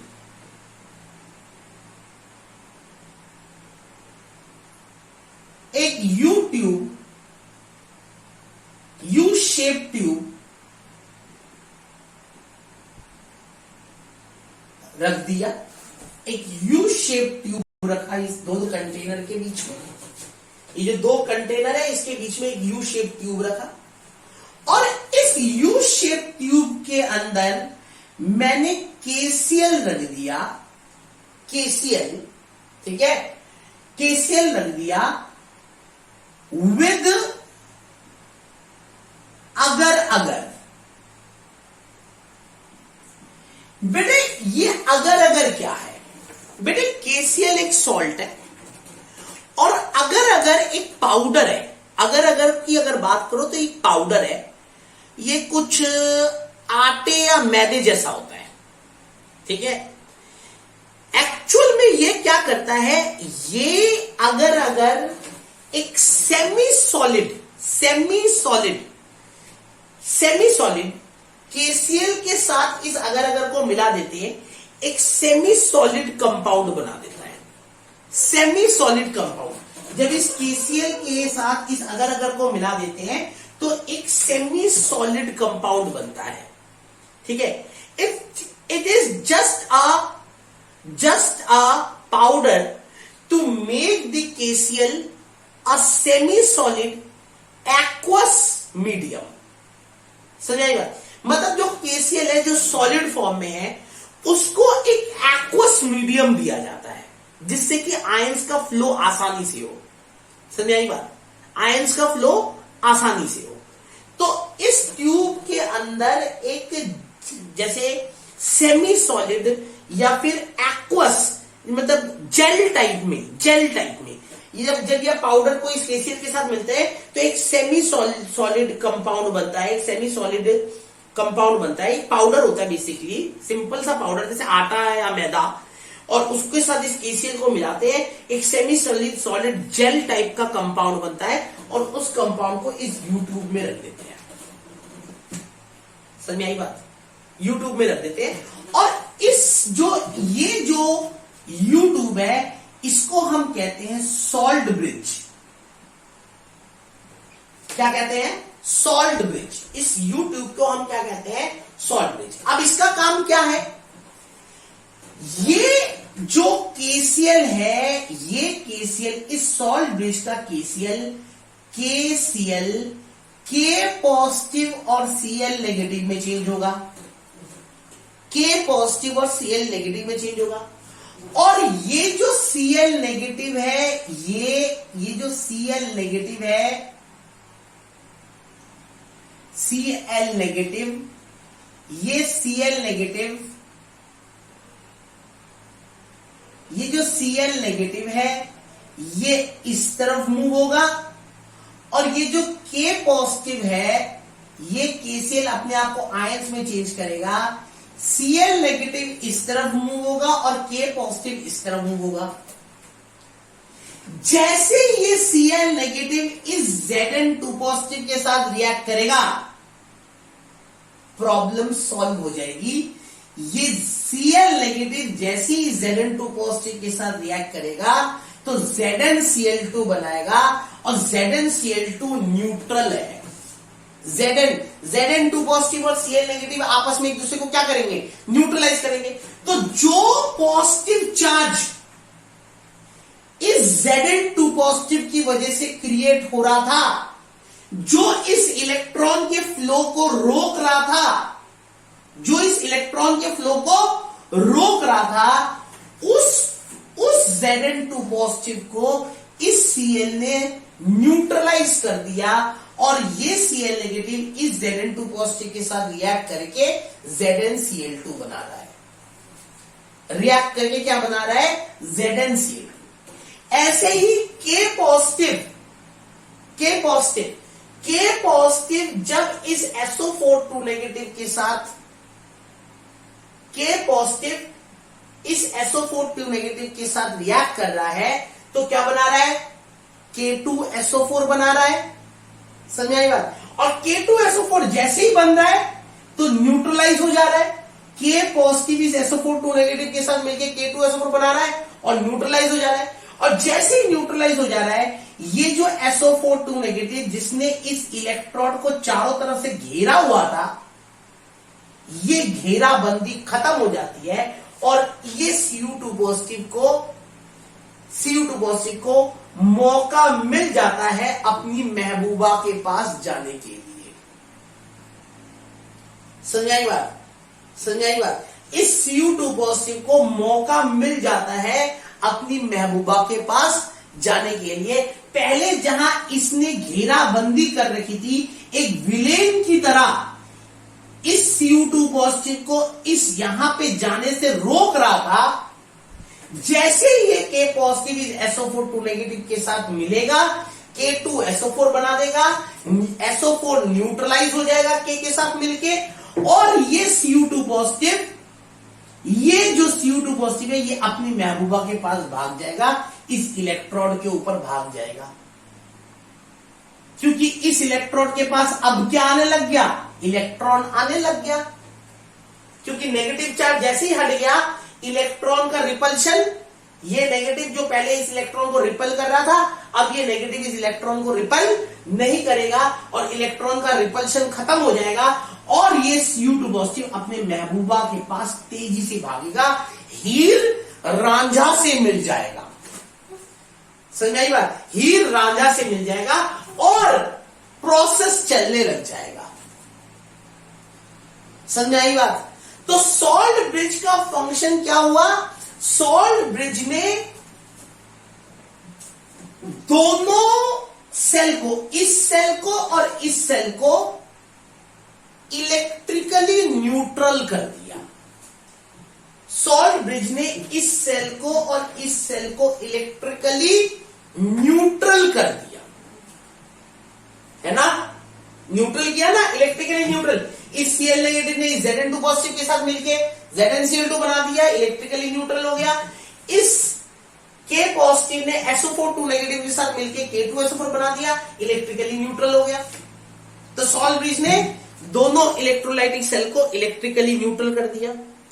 दूसरा काम सॉल्ट ब्रिज ने क्या किया? इलेक्ट्रॉन का फ्लो करवाया। जो इलेक्ट्रॉन फ्लो करने से रुक रहे थे, जो इलेक्ट्रॉन फ्लो नहीं हो पा रहे थे प्यार से, मोहब्बत से, उन्हें बड़ी तकलीफ हो रही थी, उसकी मूवमेंट दोबारा से चालू करवा दी। समझाई बात? तो इलेक्ट्रॉन्स के फ्लो में भी हेल्प कर रहा है सॉल्ट ब्रिज, इलेक्ट्रॉन्स के फ्लो में भी हेल्प कर रहा है by the flow of ions, by the flow of ion. Cl negative इस तरफ जा रहा है, K पॉजिटिव इस तरफ जा रहा है, by the flow of ions. समझ में आई बात? इसी क्लियर? और एक और सॉल्ट ब्रिज का फंक्शन है, वो मैं आपको अभी 2 मिनट में बताता हूं। पहले आप इसको उतारिए, फिर एक और सॉल्ट ब्रिज का फंक्शन मैं आपको बताऊंगा। ठीक है नहीं? तो मैं पहले इसको आप उतारिए, फिर मैं एक और सॉल्ट ब्रिज का आपको फंक्शन बड़े प्यार से समझाता हूं। ठीक है नहीं? और बड़े मोहब्बत से समझाता हूं। ठीक है? उतार दीजिए। बात करते हैं फंक्शन ऑफ सॉल्ट ब्रिज। मैंने आपको 2 फंक्शन बताए, एक बार देख लेते हैं। Function of salt bridge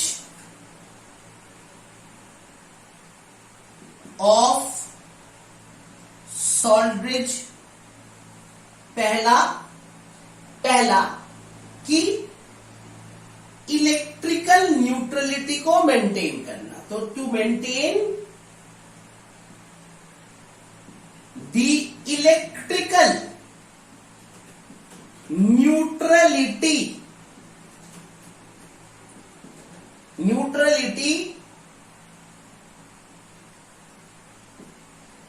between two half cell, पहली बात। दूसरा फ्लो ऑफ इलेक्ट्रॉन, ठीक है, maintain the flow of current, ठीक है, by the movement of ions, ठीक है। तीसरा बहुत इंपॉर्टेंट पार्ट, यही नीट का क्वेश्चन है, यही नीट का पार्ट है, बहुत इंपॉर्टेंट फेज है। तीसरा, it minimise the liquid junction potential, it minimise the liquid junction potential. ये बहुत इंपॉर्टेंट पार्ट है, नीट का पार्ट है ये, ठीक है। अब इसको समझते हैं कि ये मैंने क्या कहा, ये मैंने क्या समझा रहा हूं, मैं इस बात से क्या समझता हूं। लिक्विड जंक्शन पोटेंशियल, देखो ध्यान से देखना बेटे, ऐसा है कि ये जो आपका सेल है, गैल्वेनिक सेल, इस सेल का पोटेंशियल है 1.1 वोल्ट एट 25 डिग्री सेंटीग्रेड, ठीक है। इस सेल का पोटेंशियल क्या है, 1.1 वोल्ट, वेरी स्मॉल, ठीक है। अब ये इतना बड़ा कंटेनर है, ये इतना बड़ा कंटेनर है, अब इतना बड़ा ये कंटेनर बड़ा, इतना बड़ा कंटेनर, और बिजली बन रही है 1.1 वोल्ट। तो नेचुरली सेल तो ऐसे बनाया ही नहीं जाता, ये तो एक एक्सपेरिमेंटल सेल है। एक्चुअल में जो सेल होता है बेटे, वो कुछ ऐसा होता है कि ये एक कंटेनर होता है, ये एक कंटेनर होता है, और इसी कंटेनर में एक ऐसा परत बना देते हैं, एक ऐसा डिवाइड, ठीक है नहीं, एक ऐसा डिवाइड लगा देते हैं। ये बेसिकली ये परत जो होता है, ये परत एक सेमी परमिएबल मेम्ब्रेन होता है, सेमी परमिएबल मेम्ब्रेन होता है, या पोरस, बेसिकली कई बार इसमें ना पोरस स्पॉट भी ले देते हैं, पोरस स्पॉट, ठीक है, मतलब थोड़ा छोटे छोटे पोर्स होते हैं, ऐसे बहुत छोटे छोटे पोर्स होते हैं, ऐसे पोरस स्पॉट। तो ऐसा एक लेयर बनाते हैं जिसमें बहुत छोटे छोटे छेद होते हैं, ठीक है। और इस तरफ एक लिक्विड रखते हैं, ये एक लिक्विड रखा, इस तरफ एक लिक्विड रखा, ठीक है, दोनों तरफ लिक्विड रखा। और मान लो कि इस तरफ हमने रखा था ZnSO4 और इस तरफ हमने रखा था CuSO4, ठीक है जी। और यहां पे एक इलेक्ट्रोड डाला था, यहां पे एक इलेक्ट्रोड डाला था, यहां पे एक इलेक्ट्रोड डाला था, ठीक है, यहां पे एक इलेक्ट्रोड डाला था, और ये आपका बल्ब बना था, ये आपका बल्ब था। मतलब ये बीच में एक पोरस स्पॉट होता है, पोरस स्पॉट या पोरस मेम्ब्रेन, जो आयंस के फ्लो को कुछ हद तक होने देता है, आयंस के फ्लो को कुछ हद तक होने देता है, ठीक है।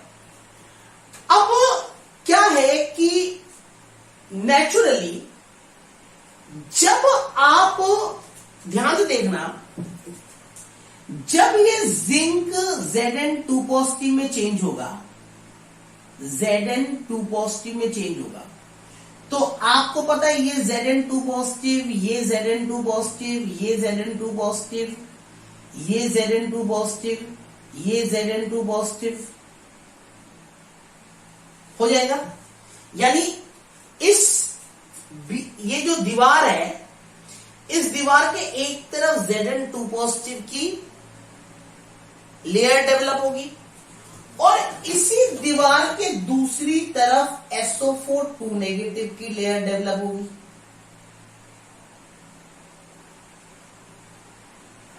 है ना? एक तरफ Zn2 पॉजिटिव की लेयर डेवलप होगी, एक तरफ SO4 2 नेगेटिव की लेयर डेवलप होगी। होगी ना? बिल्कुल होगी, आप समझते हो। तो ये है आपका जंक्शन, ये जो लेयर है ये है आपका जंक्शन।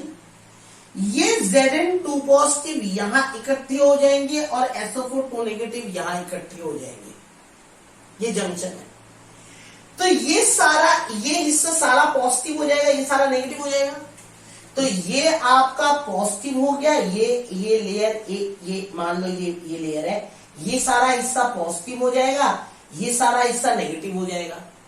होगा कि नहीं भाई? ये सारा पॉजिटिव, ये सारा negative.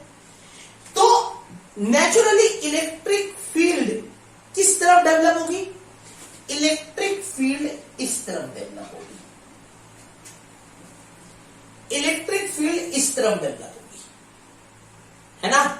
Positive to negative, positive to negative. समझ बात?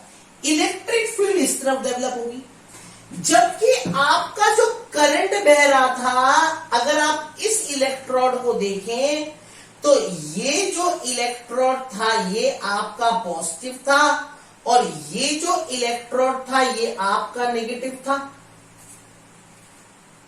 ये जो इलेक्ट्रोड था, ये इलेक्ट्रोड आपका नेगेटिव था, ये इलेक्ट्रोड आपका पॉजिटिव था। तो करंट आपका किस तरह बह रहा था? करंट आपका पॉजिटिव टू नेगेटिव बह रहा था। करंट आपका पॉजिटिव टू नेगेटिव बह रहा है, ठीक है, जिसका पोटेंशियल है 1.1 और यहां पे करंट आपका, यहां पे इलेक्ट्रिक फील्ड आपका पॉजिटिव टू नेगेटिव बह रहा है। तो इसकी डायरेक्शन, ये जो डायरेक्शन है, इसकी डायरेक्शन से बिल्कुल उल्टी हुई ना। ये इस तरफ बह रहा है और ये इस तरफ बह रहा है। दोनों डायरेक्शन एक दूसरे की क्या है? उल्टे हैं, है ना? तो नेचुरली जबकि ये पोटेंशियल बहुत कम है, लेट इट बी 0.002 वोल्ट, ये पोटेंशियल बहुत कम है। ये जो पोटेंशियल है पॉजिटिव और नेगेटिव के बीच में जो पोटेंशियल है, ये वाला पोटेंशियल, ये बहुत कम पोटेंशियल है। और यहां पे पोटेंशियल कितना है? यहां पे अगर आप पोटेंशियल देखें तो यहां पे पोटेंशियल है 1.1 वोल्ट, है ना? तो चक्कर क्या है? ये वाला पोटेंशियल, ये वाला डायरेक्शन इस तरफ, इसकी डायरेक्शन इस तरफ, इसकी डायरेक्शन इस तरफ, ये वाला पोटेंशियल जो है और ये वाला पोटेंशियल है, ये दोनों एक दूसरे के ऑपोजिट डायरेक्शन की होने की वजह से, ये दोनों एक दूसरे के ऑपोजिट डायरेक्शन होने की वजह से ये एक दूसरे को कैंसिल आउट करता है। और जैसे कैंसिल आउट करता है एक दूसरे को माइनस, मतलब एक दूसरे को ऑपोजिट डायरेक्शन की वजह से, इसमें से, इस पोटेंशियल में से इस 1.1 माइनस 0.002, ठीक है? तो ये इस पोटेंशियल में से इस पोटेंशियल को हम माइनस करेंगे तो नेचुरली एकदम से पोटेंशियल ड्रॉप हो जाएगा, पोटेंशियल थोड़ा सा ड्रॉप हो जाएगा। जो 1.1 वोल्ट पोटेंशियल हमें नॉर्मली मिलता है, इस जंक्शन पोटेंशियल की वजह से, जो जंक्शन पोटेंशियल, इस जंक्शन पोटेंशियल की वजह से पोटेंशियल थोड़ा सा कम हो जाएगा। समझ बात? पोटेंशियल थोड़ा सा कम हो जाएगा। So to maintain this 1.1 potential, इस 1.1 पोटेंशियल को मेंटेन करने के लिए, मतलब इस जंक्शन पोटेंशियल को, इस पोटेंशियल को अगर मुझे मेंटेन करना है तो इस पोटेंशियल को मुझे खत्म करना है ना? इस पोटेंशियल को खत्म करना है, क्योंकि ये पोटेंशियल इसके ऑपोजिट है, तो इस पोटेंशियल में से ये पोटेंशियल माइनस हो रहा था, है ना। तो to neglect, to minimise this junction potential, इस जंक्शन पोटेंशियल को मिनिमाइज करने के लिए हमने यहां पे यू ट्यूब रखा। हमने क्या रखा यहां पे, ये यहां पे हमने क्या रखा, हमने यहां पे यू ट्यूब रखा, सॉल्ट ब्रिज, ठीक है नहीं। हमने यहां पे क्या रखा, सॉल्ट ब्रिज रखा, केसीएल, इस जंक्शन पोटेंशियल को कम करने के लिए। आई बात समझ में। तो ये जो जंक्शन पोटेंशियल डेवलप हो रहा है, जो इस नॉर्मल पोटेंशियल के डायरेक्शन के बिल्कुल ऑपोजिट है, ये पोटेंशियल अगर इस डायरेक्शन में, ये इलेक्ट्रिक फील्ड इस डायरेक्शन में है, तो ये इलेक्ट्रिक फील्ड इस डायरेक्शन में है, दोनों एक दूसरे के ऑपोजिट डायरेक्शन में है, दोनों एक दूसरे को कैंसल आउट कर रहे हैं, मतलब इसमें से इसको माइनस किया जाएगा तो पोटेंशियल ड्रॉप हो जाएगा। इस पोटेंशियल ड्रॉप को रोकने के लिए हमने यहां पे यू ट्यूब रखा, और जैसे यू ट्यूब डाला तो केसीएल डाला, तो केसीएल टूटा, सीएल नेगेटिव के पॉजिटिव, ये सीएल नेगेटिव यहां जाएगा, और ये के पॉजिटिव, सॉरी ये सीएल नेगेटिव यहां जाएगा, और ये के पॉजिटिव यहां जाएगा, ठीक है। और ये Cl नेगेटिव इस Zn2 पॉजिटिव के साथ मिलके इस Zn2 पॉजिटिव को न्यूट्रलाइज कर देगा, ये K पॉजिटिव इस SO4 नेगेटिव के साथ मिलके इस SO4 नेगेटिव को न्यूट्रलाइज कर देगा, और मिनिमाइज दी जंक्शन पोटेंशियल। समझ आई बात। 100% मिनिमम, 100% जीरो तो नहीं कर सकता। मतलब अगर कोई कहे कि मैं इस पोटेंशियल को जीरो कर दूंगा, तो ये पॉसिबल नहीं है, कभी भी 100% जीरो नहीं हो सकता, लेकिन बहुत हद तक कम कर देगा, बहुत हद तक कम कर देगा।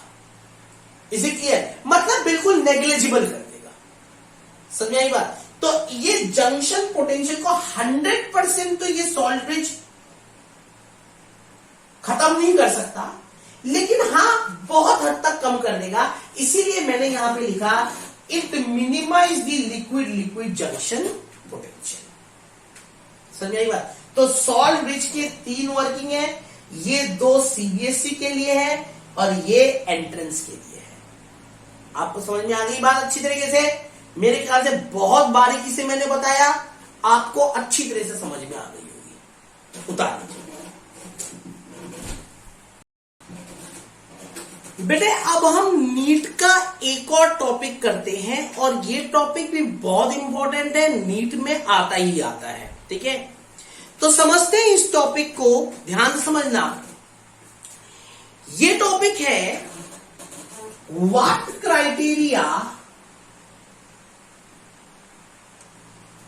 Should we follow while selecting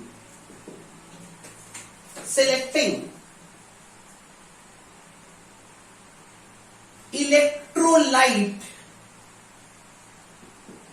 of salt bridge. हमें क्या क्राइटेरिया फॉलो करना है while selecting the electrolyte of the salt bridge? हमें क्या क्राइटेरिया फॉलो करना है?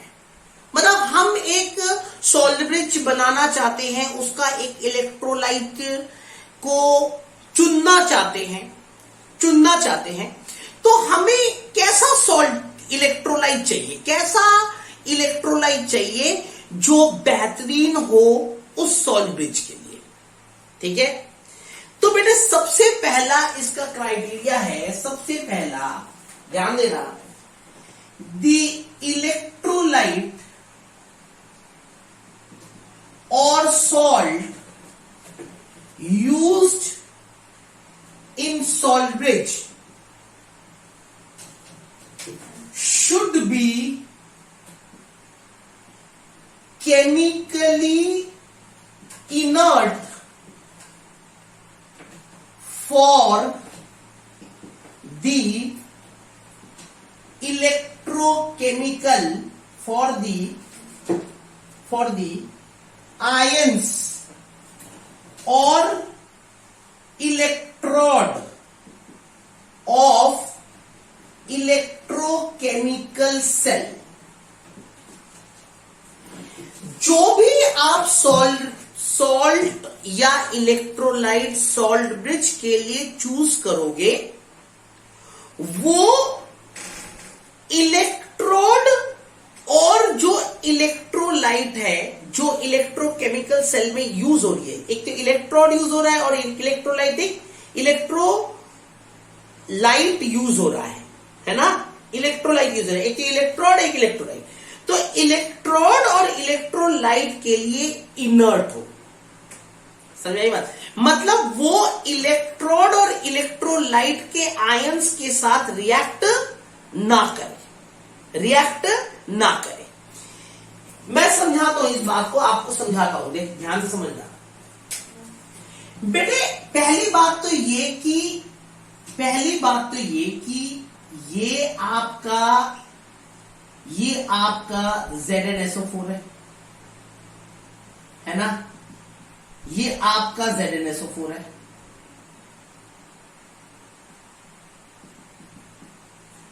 और ये आपका इलेक्ट्रोड है जिंक का, ये आपका CuSO4 है, CuSO4 है, और ये इलेक्ट्रोड है आपका कॉपर का। आपने ये इलेक्ट्रोलाइट लिया, मान लो KCl ले लिया, है ना, आपने इलेक्ट्रोलाइट क्या लिया था? KCl लिया था।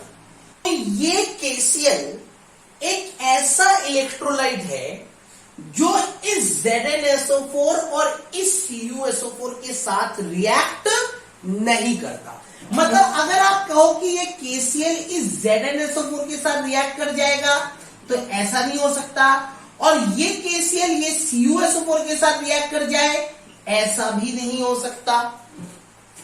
समझाई बात? ये KCl इस ZnSO4 के साथ भी रिएक्ट नहीं कर सकता, और ये KCl ये CuSO4 के साथ भी रिएक्ट नहीं कर सकता।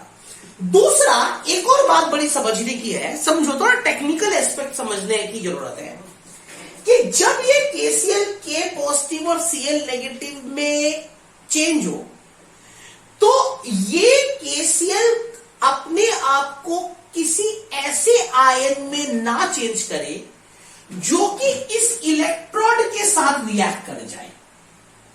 ये जो KCl है, ये जब अपने आप को आयन्स में चेंज करेगा, तो नेचुरली K पॉजिटिव और Cl नेगेटिव में चेंज करेगा ना। तो ऐसे केस में ये किसी ऐसे आयन्स में ना चेंज हो जाए जो इस इलेक्ट्रोड के साथ जाके रिएक्ट कर जाए, समझ बात? या रिएक्ट भी कर जाए तो उतरने का नाम ना ले, भाई जाके चिपक ही जाए, हम तुम्हें नहीं छोड़ेंगे भैया, चाहे हमारी जान निकल जाए, ऐसा भी नहीं होना चाहिए। मतलब ये KCl किसी ऐसे आयन में चेंज नहीं होना चाहिए, मतलब जो ये सॉल्ट है, सॉल्ट ब्रिज में जो सॉल्ट है, वो अपने आप को किसी ऐसे आयन में ना चेंज कर जाए जो इन इलेक्ट्रोड्स के साथ जाकर रिएक्ट कर जाए, या अगर रिएक्ट कर भी जाए और चिपक भी जाए, तो ऐसा ना हो कि वो छोड़े ही ना इलेक्ट्रोड को, समझाएगा? क्योंकि अगर ये इसके आयंस इस इलेक्ट्रोड के ऊपर एक लेयर बना देंगे, तो नेचुरली सेल का रिएक्शन ही खत्म हो जाएगा, सेल का रिएक्शन ही खत्म हो जाएगा। तो इसीलिए हम KCl को कह रहे इनर्ट सॉल्ट, इनर्ट इलेक्ट्रोलाइट, समझाई बात? इनर्ट, ऑल्दो ये इनर्ट नहीं होता, KCl भी दुनिया में बहुत सारी चीजों के साथ रिएक्ट करता है, लेकिन for this particular electrolytic electrochemical cell, for this particular electrochemical cell it is inert. Is it clear to you? बात समझ में आ गई? ठीक है। दूसरी बात, ये पहला पॉइंट आपने उतार लीजिए। अब सेकंड पॉइंट समझाता हूं। सेकंड पॉइंट को समझो सेकेंड पॉइंट को समझो। सेकेंड पॉइंट, आयनिक मोबिलिटी और इक्वल आयनिक मोबिलिटी। जो भी हम इलेक्ट्रोलाइट लें सॉल्ट ब्रिज में, नेचुरली ये इलेक्ट्रोलाइट में लूंगा तो ये K पॉजिटिव और Cl नेगेटिव में चेंज होगा। जो भी मैं इलेक्ट्रोलाइट लूंगा, मान लीजिए इलेक्ट्रोलाइट लूंगा तो ये K पॉजिटिव और Cl नेगेटिव में चेंज होगा ना? होगा, बिल्कुल होगा। तो ये Cl नेगेटिव है, ये K पॉजिटिव, ऐसे दिखा दो, ऐसे दिखा दो, ठीक है। तो ये जो इलेक्ट्रोलाइट के आयंस है उनकी मोबिलिटी हाई होनी चाहिए, मतलब वो आयंस फ्लो कर पाए। ऐसा इलेक्ट्रोलाइट हम सॉल्ट ब्रिज में लें जिसके आयंस इजीली फ्लो कर पाए, मतलब ये Cl नेगेटिव बड़े आराम से फ्लो करके यहां जा पाए और ये K पॉजिटिव, ये जो K पॉजिटिव है, ये K पॉजिटिव बड़े आराम से फ्लो करके यहां जा पाए। तो ऐसा हम इलेक्ट्रोलाइट ले सॉल्ट ब्रिज के अंदर जो अपने आप को अगर आयंस में चेंज कर लें तो वो आयंस बड़े आराम से एक जगह से दूसरी जगह मोबाइल हो, मूव कर पाए। दूसरा, उनकी इक्वल मोबिलिटी होनी चाहिए। इक्वल मोबिलिटी मतलब जितनी तेजी से Cl मोबाइल हो, जितनी तेजी से Cl भागे इस तरफ, उतनी तेजी से K पॉजिटिव को भी इस तरफ भागना है। ऐसा ना हो कि Cl तो इधर भाग जाए जल्दी से और K बोले हम तो नहीं भागेंगे, आप चाहे तो चले जाओ हमें छोड़ के। समझाई बात? दोनों एक दूसरे को छोड़ के जब भागे तो दोनों की स्पीड सेम हो। समझ में आई बात? ये Cl नेगेटिव अगर जितनी तेजी से इस तरफ जाएगा उतनी तेजी से इस K पॉजिटिव को भी इस तरफ जाना है। समझ में आई बात? Is it clear to you? कोई डाउट? तो इसलिए मैंने कहा आयनिक मोबिलिटी। तो आयनिक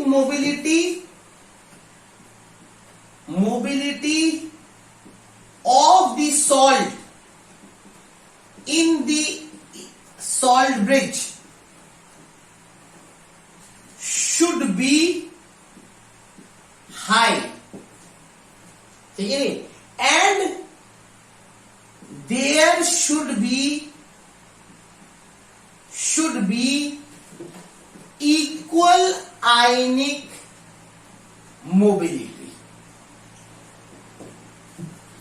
There should be equal ionic mobility. समझ में आई बात? उतार लीजिए। और इसी के साथ आपका electrochemical cell and salt bridge खत्म हो जाता है। मैंने आपको बड़ी बारीकी से हर एक टॉपिक को अच्छी तरीके से समझा दिया है, ठीक है। और इस टॉपिक के बाद हमारा जो अगला टॉपिक होगा that is representation of an electrochemical cell and Nernst equation. जो अगला जो मेरा टॉपिक होगा वो होगा representation of electrochemical cell and Nernst equation. और नर्स्ट इक्वेशन में को मैं बहुत बारीकी से कराने वाला हूं।